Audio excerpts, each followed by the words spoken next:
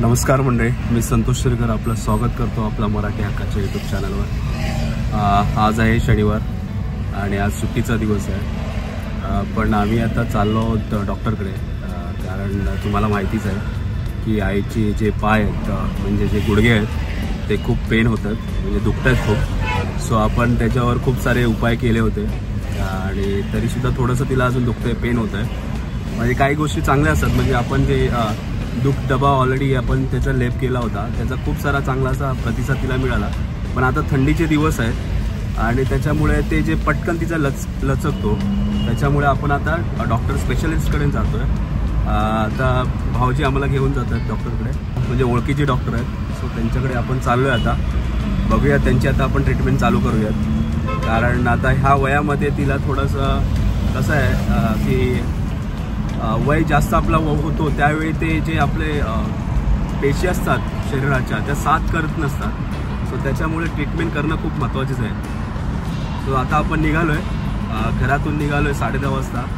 आता ट्रॅफिक खूप सारा दिसतो आहे, उशीर तर झाला आम्हाला ऑलरेडी, तर बघूया जाऊया आता आपण पटकन जातो आहे। हे इकडे आहेत भाऊजी आणि हाय करा, आणि हा इकडे अभिषेक बसला आहे आणि इकडे आई बसले, आई हाय कर। सो आता आपण चाललो आहे जोगेश्वरीला, पोचलो आहे आता पटापट जाऊया आणि लवकरच डॉक्टर भेटले पाहिजे। डॉक्टर भेटले तर चांगलीच गोष्ट आहे आणि आईची ट्रीटमेंट झाली तर तिला बरं वाटेल थोडंफार। सो मंडळी, आता आपण आईचे एक्सरे काढायला दिले, कारण डॉक्टरांनी थोडंसं चेकअप केलं आहे आणि त्यानुसार आता एक्सरे काढायला आलो आहे आपण। आणि आता बघूया एक्सरेमध्ये काय निघतं आईचं, सो त्याच्यावरून आपल्याला कळेल। कारण का आता मी मेन हॉस्पिटलमध्ये आहे, जिथे एक्सरे सेंटर आहे तिथेच आहे, हे बघा NM सेंटर। आणि भाऊजी काय बोलतो, म्हणजे खूप कधीपासून चालू आहे, म्हणजे खूप सचिन तेंडुलकरचे डॉक्टर आहेत, कमीत कमी आता डॉक्टर खूप अगोदरपासून करतात, पण हे आता इथे क्लिनिक 10-1 वर्ष 10 वर्षापासून। आणि म्हणजे इथे खूप प्रोफेशनल आहे, ते खूप स्पेशलिस्ट आहेत ते, जे स्पोर्ट्सवर ज्याच्यावर सगळे आपले जॉईंट असतात बॉन्ड्सचे, आनंद जोशी म्हणून, डॉक्टर आनंद जोशी। सो आपण तिथे आलो आहे आता, कारण आईची आता ट्रीटमेंट तिथे चालू करतो आहे, तर तुम्हाला थोड्या वेळाने दाखवतो। हे बघा, हे सेंटर आहे। मी खूप कमी आवाजात बोलतो आहे कारण हे एक्सरे डिपार्टमेंट आहे, सो त्याच्यामुळे मी कमी आवाजात बोलतो आहे। मला माहिती आवाज येत नसेल, पण कमी आवाजातच बोलावं लागलं आपल्याला इथे, ठीक आहे। आणि हे फुल प्रोफेशनल आहे आणि छान वाटलं मला इथे। कसं वाटतंय तुला आता? अजून नाही, एक्सरे काढलेले आहेत फक्त, आईला वाटते बरं वाटतं। एक मिनिट बघा, आई व्हीलचेअरवर आहे। आता थोडं पाय जास्तच दुखतोय तिचा, पण आता तिने एक्सरे काढल्यावर थोडंसं पाय बरे झालं।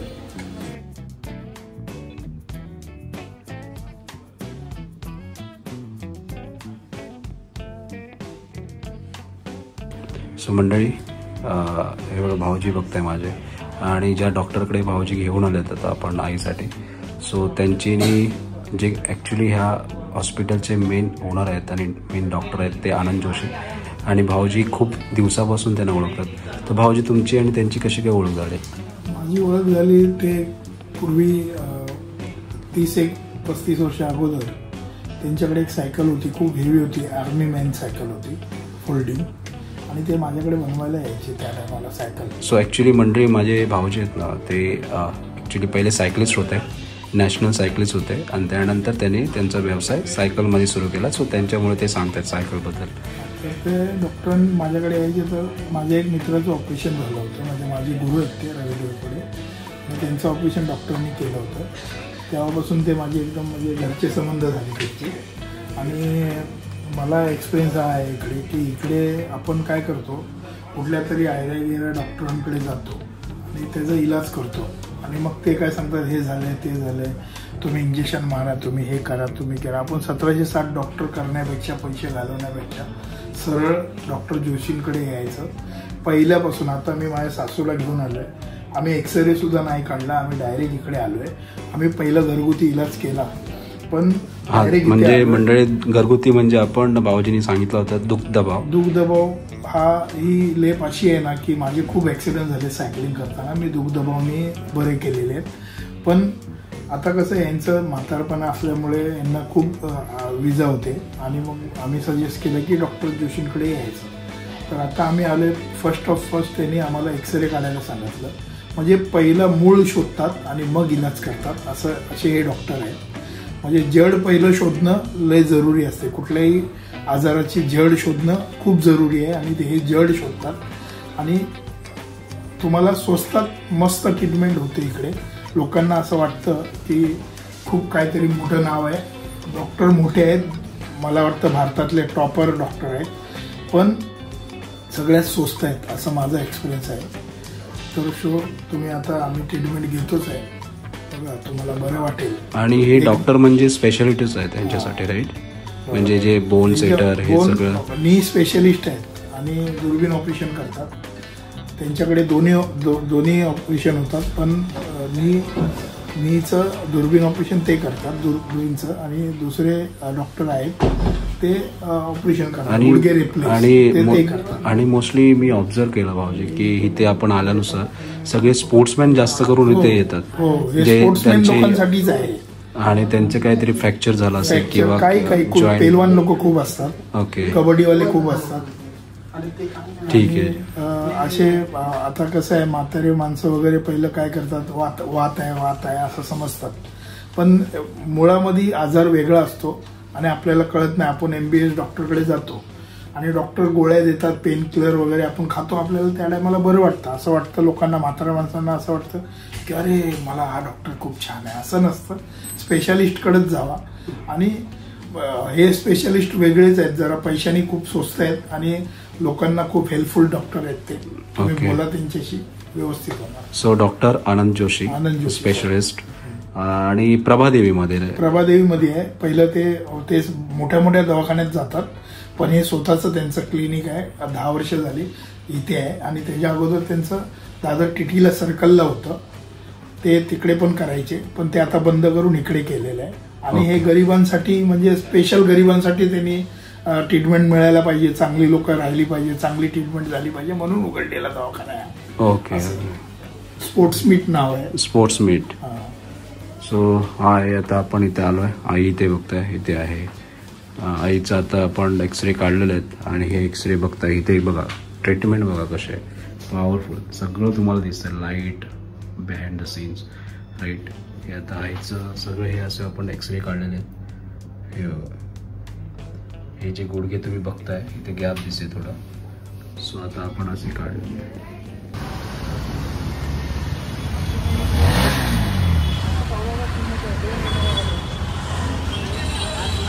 सो मंडळी, हा बघताय तुम्ही sports made specialist orthopaedic sports made. आपण इथे आलोय आईला घेऊन. म्हणजे जे बोन सेटर आहेत किंवा गुडघेदुखी हे सगळे मोठे मोठे आहेत ना स्पेशलिस्ट, तिथेच घ्यायला आलो आहे, आईला ट्रीटमेंटसाठी घेऊन आलो आहे. सो हे बघा,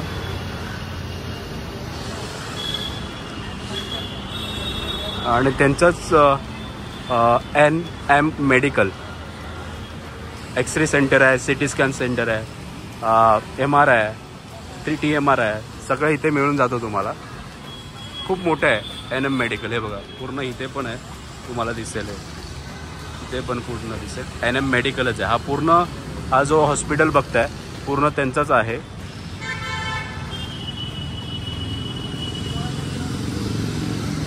सो मंडळी, कालचा ब्लॉग आपण आज चालू करतोय पुन्हा, कारण काल आपण आईला डॉक्टरकडे घेऊन गेलो होतो.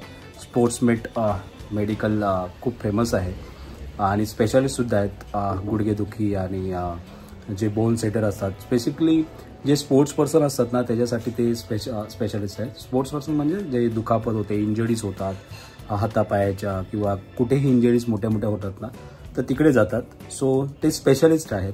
सो त्याच्यामुळं आईचं आपलं तुम्हाला माहितीच आहे, खूप पेन होतं आहे सध्या तिला गुडघेदुखीचा, आणि तिला गुडघेदुखी आता ह्या वयात आले. सो ती आपल्याला लवकरात लवकर रिकवर करायचे, कारण तिला जर माणसाला कसं आहे मंडळी, हात पाय आणि डोळे आणि ह्या जे इंद्रिय असतात किंवा हे आपल्याला महत्त्वाचे अवयव आहेत ते खूप सुदृढ असणं खूप महत्त्वाचं आहे. कारण जर ॲक्टिव्हिटी करायला थोडंसं प्रॉब्लेम झाल्यानंतर मग माणसाचं थोडंसं निगेटिव्हिटी येते मनामध्ये. सो त्याच्यामुळं मला ते आईला होऊ द्यायचं नाही आहे. सो आईला जेवढं काय रिकवर पटापट करता येईल तेवढं मी ट्राय करतो आहे. सो त्याच्यामुळे ह्या सगळ्या धडपडी चालू आहेत की तिला निगेटिव्हिटी नको यायला म्हणून. आणि सो आपण काल तिचे एक्सरे काढले. नंतर एक्सरेवरून डॉक्टर म्हणाले की एवढी मोठी इंजरी नाही आहे. देन ते म्हटले पण ह्या एक्सरेवरून असं कळत नाही की एक्झॅक्टली काय एवढं मोठं, कारण का ती पाय टेकतसुद्धा नाही आहे कधी कधी. सो त्याच्यामुळे त्यांनी सांगितलं की MRI काढणं गरजेचं आहे. सो आपण काल 2 MRI काढले, एक नीचं आणि एक आपला छाती असते त्याचं काढलं आपण. आणि त्याचा आता रिपोर्ट येईल मंडेला. आणि डायरेक्टली ते डॉक्टर आणि जे MRI आहे ते त्यांचं कनेक्टिव्हिटी असते. सो ते तिकडून रिपोर्ट सांगून आम्हाला सांगणार आहेत काय करायचं, पुढे ट्रीटमेंट कशी करायची ती. सो असं होतं ओव्हरऑल कालचा. सो म्हटलं काल मला वेळ नाही मिळाला, काल रात्री आम्ही आलो तिकडून, कारण काल मुंबईला खूप ट्रॅफिक होता. सो यायला जायलाच खूप उशीर लागतो तुम्हाला माहिती आहे. सो यायलाच आम्हाला उशीर झाला. नंतर मग ताईने जेवण बनवलं आणि ताईच्या इथे जेवलो आणि उशिराच घरी आलो. त्याच्यामुळे ब्लॉग काही कंटिन्यू करता आला नाही. सो आज करतोय पुन्हा. आता वाजले दुपारचे 12:30. आई जेवण बनवते, म्हणजे ती अशी उभी राहू शकते म्हणून मला तिला ना फ्री करायचं आहे, कारण का ते गुडघेदुखी थोडंसं पेन वेदना होतात. आणि आई आता जेवण बनवते आणि मी इकडे आता उपासना करतोय. मी फ्रेश झालो आहे. सकाळी लेट उठलो, थोडंसं काम होतं ऑफिशियल ते केलं आणि आता आपण उपासना करतोय मंडळी. सो चला आता उपासनेला सुरुवात करूया. आणि आज ब्लॉग कितीपर्यंत कंटिन्यू होतोय किंवा कधी माहीत नाही आहे एक्झॅक्टली काय काय ॲक्टिव्हिटी होणार आहेत पुढे.